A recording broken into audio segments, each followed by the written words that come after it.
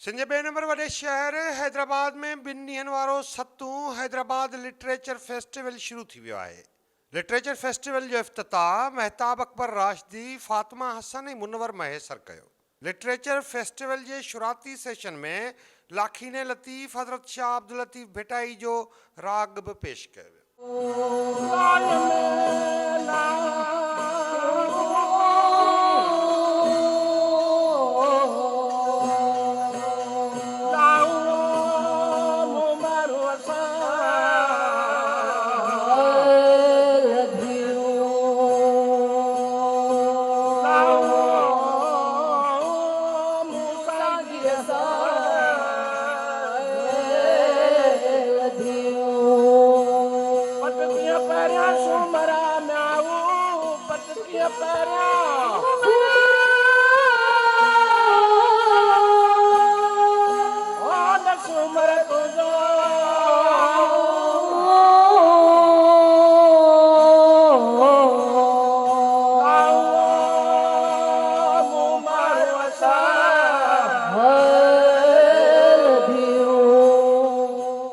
Hyderabad literature festival जो इंतज़ाम कंदड़ नामियारे शाइर ऐं सहाफ़ी इज़हार सूमरे चयो आहे त हिन भेरे फेस्टिवल में माहौलियाती मसइलनि खे ख़ुसूसी तौरु उजागर कयो वेंदो। असां ही तसलसल जारी रखियो आहे हैदराबाद लिटरेचर फेस्टिवल जो, ऐं ही उनजो 7हों एडिशन आहे। ऐं हिन भेरे असां ही अब्दुल्ला स्पोर्ट्स टावर में हुते मुनक़िद कयो आहे ऐं हिन में ख़ासि तौर ते असां फोकस कयो आहे एनवायरमेंट ते, माहौलियात ते, ऐं उन हवाले सां मुख़्तलिफ़ सेशन्स रखा आहिनि। अदबी प्रोग्राम्स बि, अदबी सेशन्स बि आहिनि, शाइरी आहे, नाविल आहे, उन्हनि ते बि डिस्कशन आहे। ऐं उनखां अलावा असां राति जो रोज़ु म्यूज़िक कंदा आहियूं, डांस परफॉर्मेंसिस आहिनि ऐं मज़ाहिया कुझु एक्टिविटीज़ आहिनि। ऐं मजमूई तौर ते 150 जे लॻभॻि मुख़्तलिफ़ स्पीकर्स आहिनि जेके हिन में हिसो वठी रहिया आहिनि। फेस्टिवल जे इब्तिदाई सेशन में स्कूली ॿारनि माहौलियाती मसइलनि बाबति टेबलो बि पेश कयो।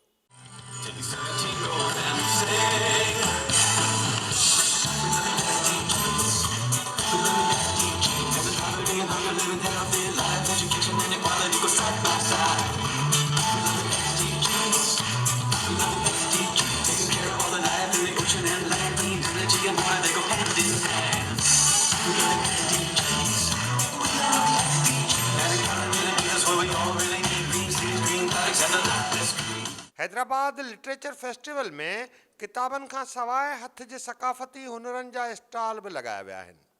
उहे स्टॉल औरतुनि लॻाया आहिनि जिते कपिड़नि खां वींदे ॿियूं अनेक सक़ाफ़ती शयूं निमाला रखियल आहिनि। फेस्टिवल में शरीक महताब अकबर राशिदी ऐं ब्यूरोक्रेट मुनवर महेसर हिन रीति पंहिंजा वीचार वंडिया। 7हों हैदराबाद लिटरेचर फेस्टिवल आहे जंहिंमें असां हींअर घुमी रहिया आहियूं। अलहमदिल्ला मुसलसल ही पंहिंजो दोस्त कोशिशूं कनि था पिया, इज़हार सूमरो साहब मेनली हिनखे करे थो पियो। हिननि एक्टिविटीज़ सां जेका कुझु असांखे नवाण मिले थी पई, कुझु सिखण जे लाइ मिले थो, कुझु करण जे लाइ मिले थो। उन सां गॾु रिक्रिएशन बि आहे, मौसीक़ी आहे, मुशाइरा आहिनि, घणियूं शयूं आहिनि। बसि चवण जो मक़सदु इहो आहे त हैदराबाद जो एॾो वॾो शहर आहे ऐं सिंध जो दिलि आहे। सिंध जो दिलि कराची में आहे, सिंध दिलि असांजे हैदराबाद इन जे करे आहे जो वाक़ई हर जॾहिं जेका न पंहिंजो पासे उसे जा जेके ज़िला आहिनि उन जा माण्हू बि अचनि था पिया हिनखे एक्टिविटीज़ खे ॾिसण जे लाइ। ऐं मतिलबु जेका आहे जॾहिं त अहिड़ा एक्टिविटीज़ सूफ़ी मेलो आहे, लिटरेचर फेस्टिवल आहे, हैदराबाद लिटरेचर फेस्टिवल आहे, ॿिया अहिड़ियूं एक्टिविटीज़ थियनि थियूं पियूं जेका आहे माण्हुनि खे ज़रूरत आहे हिन शइ जी।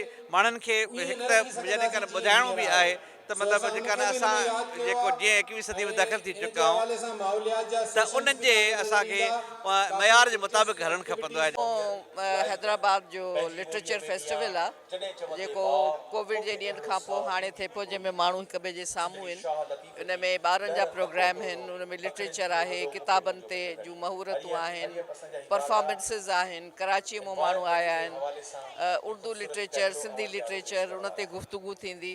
त हिकिड़ी एॾी सुठी ॻाल्हि आहे जंहिंमें माहौलियात हिन जो वॾो मौज़ू आहे। हैदराबाद लिटरेचर फेस्टिवल खे मुख़्तलिफ़ रंगनि सां सजायो वियो आहे। फेस्टिवल में मर्दनि सां गॾु औरतूं बि शरीक आहिनि। ॾिसणो इहो आहे त हैदराबाद लिटरेचर फेस्टिवल पंहिंजी पुॼाणी ते कहिड़ा थो निराला रंग निर्वार करे। कैमरामैन न्याज़ मल्हा सां गॾु फैज़ खोसो, टाइम न्यूज़, हैदराबाद।